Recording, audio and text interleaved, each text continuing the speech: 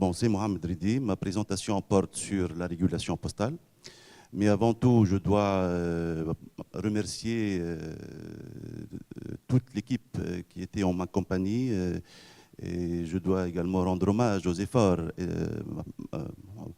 entrepris, non seulement par la partie tunisienne, et je cite tout le groupe de l'INT, à partir de Si Abdel Khalq Bouchneh, avec qui on a commencé le projet, et Si Hichem Besbes, avec qui on a terminé, on a réalisé le projet. Tout en n'a pas oublié Madame Abtissem Belouar et toute l'équipe de l'INT qui était en ma compagnie. Également, je dois remercier la partie européenne à partir de Monsieur Oza, avec qui également j'ai commencé le projet. Et j'ai terminé avec Luigi, sans oublier également Francisco et toute l'équipe de l'Union européenne. Donc ma présentation se base sur deux grandes parties. Diagnostic du secteur postal tunisien, un cadre actuel inapproprié. La deuxième partie, c'est le projet de jumelage et l'apport de l'expertise européenne. Pour l'introduction,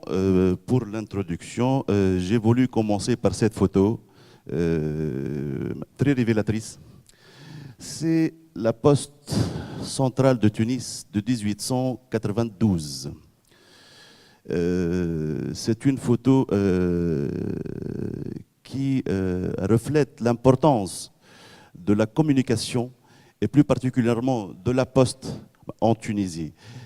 C'est le siège de notre ministère actuellement. Sachant pour vous, sachant que le secrétariat d'État des PTT a été établi en 1885. Donc vous voyez les mulets et les dromadaires. Les mulets pour les correspondances à la Médina et les dromadaires pour les envois lointains. Vraiment, c'est une photo qui vraiment reflète l'importance de l'activité postale en Tunisie. Cette activité postale s'est vue évoluer structurellement d'une administration générale au ministère des Télécommunications. C'est le décret de 1997. Oui, à un établissement public à caractère industriel et commercial, entreprise publique, établi le 15 juin 1898, accaparant la fourniture de tous les services postaux, ou presque, en vertu du code postal, qui a vu le jour le 2 juin 1898, c'est-à-dire 2 semaines avant la création de l'établissement public de la Poste. Donc, ce code a été préparé sur mesure pour l'Office. Ce code n'a jamais été révisé. L'Office national de tourisme, en vertu du code, assure ou fournit les services postaux qui sont objets de la concurrence. Il s'agit, par exemple, les correspondances moins de 1 kg, c'est le monopole de la Poste. Plus de 1 kg, c'est le monopole de la Poste. Non, ce n'est pas le monopole de la Poste, c'est la Poste plus le secteur privé en vertu d'une autorisation. C'est prévu par le code. Pour les colis, moins de 2 kg, monopole de la Poste. Plus de 2 kg, la Poste tunisienne plus le secteur privé en vertu d'une autorisation également. Poids maximum, c'est moins de 30 kg, c'est la Poste tunisienne plus le secteur privé. Ce sont les données qu'on a relevées et après un diagnostic, on peut dire que c'est un cadre vraiment inapproprié sur 3 points de vue. Le premier, c'est le cadre juridique.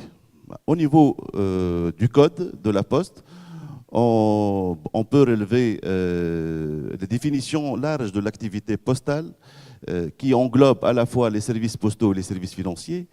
L'ambiguïté des dispositions relatives à la concurrence, c'est l'article 4, et je peux citer pour être avec moi à la page. Donc, dans le cadre de l'activité postale telle que définie par le présent code, l'exercice des services postaux est soumis à l'agrément préalable du ministre chargé de la Poste. Les conditions et les modalités d'octroi et de retrait de cet agrément sont fixés par décret. Les services postaux sont exercés conformément à un cahier des charges comprenant obligatoirement le mode de fixation des tarifs est approuvé par arrêté du ministre chargé de la Poste. Donc c'est flou, hein.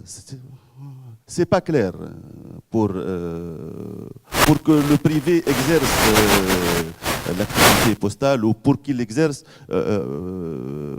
pour fournir des services postaux, hein. 3, c'est l'absence même du service universel postal. On a seulement dans le code le service postal de base. Bon, au niveau des textes d'application de ce code qui n'ont jamais vu le jour, il s'agit de décrets et de l'arrêté relatif à l'autorisation et au cahier des charges. C'est au niveau du cadre juridique non approprié. Donc, le résultat, c'est la concurrence déloyale. Donc, la fourniture des services postaux par le secteur privé a été établie de manière contraire au cadre juridique postal, recours du secteur privé au cadre juridique du transport terrestre, et la porte s'est ouverte par l'article 28 de la loi relative au transport terrestre de 2004. Également, on peut relever l'absence du cadre de contrôle clair. Il y a la multiplicité des structures de contrôle administratif. Il y a la Poste, le ministère de tutelle, les structures attachées aux chargés des contentieux de l'État. Donc c'est complexé et manque d'efficacité. Pour l'absence du cadre de contrôle, on peut également citer des juges incompétents pour statuer sur les affaires liées aux services postaux aux divers points de vue technique, économique et comptabilité. Par exemple, la dernière requête que la Poste tunisienne a depuis 2014 déposée auprès du tribunal de première instance n'a pas été encore tranchée. Ici, une remarque. Ici, je ne parle pas seulement de juges judiciaires, hein, mais même le juge administratif. Également, ce problème existe encore en Italie et en France. Donc, ce n'est pas unique en Tunisie.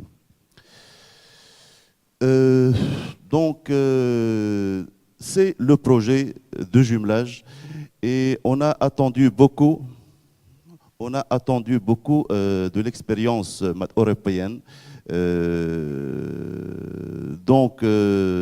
Cette partie, on l'a divisée, on l'a répartie sur trois éléments.